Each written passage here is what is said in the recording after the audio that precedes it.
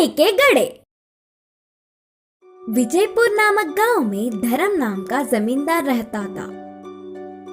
उनके पास राम और सोम नाम के दो काम वाले थे।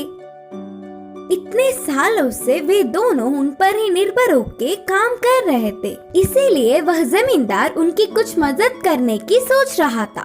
एक दिन उन दो काम वालों को बुलाकर कहा, तुम लोग मेरे पास बहुत सालों से काम कर रहे हो। मैं अपने अपने पैरों पर खड़ा होते देख तुम्हारे बच्चे खुश होंगे, इसीलिए हमारे गांव की दक्षिण दिशा की खाली जमीन को तुम्हें दे रहा हूँ।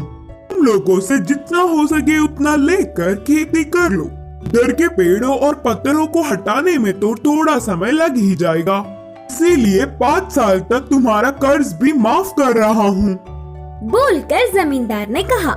जमींदार के बातों से दोनों काम वाले बहुत खुश हुए और तुरंत गांव से दूर उस खाली जमीन में जाकर आजू बाजू में दोनों ही 2-2 गज की जमीन ले लिए।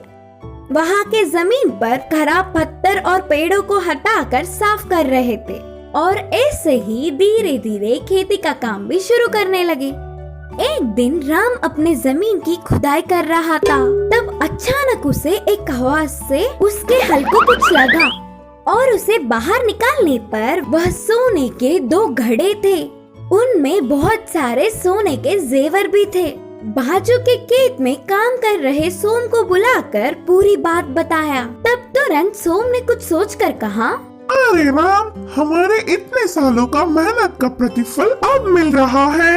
इसे हम दोनों मिलकर बांट के खुशी जीवन बिताएंगे। उसके लिए राम नहीं माना और कहा, ऐसे क्यों बोल रहे हो सोम? ये जमीन जमींदार जी की है।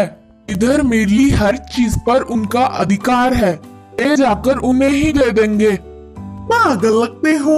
इन सोने के घड़ों के बारे में किसी भी नहीं पता, इसीलिए हम ही ले लेंगे। बोलकर सोम ने कहा, ठीक है, फिर आज रात तक सोच कर बताऊंगा। बोलकर उन्हें घर ले गया राम। राम पूरी रात बहुत सोचकर सुबह ही जमींदार के पास जाकर उन कीमती जेवरों को देकर खेत की ओर चल पड़ा।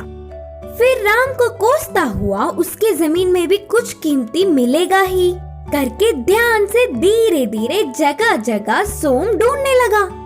उसकी सोच के मुताबिक ही दोनों सोने के घड़े उसे भी मिले और सोम की खुशी का हद ही नहीं रहा।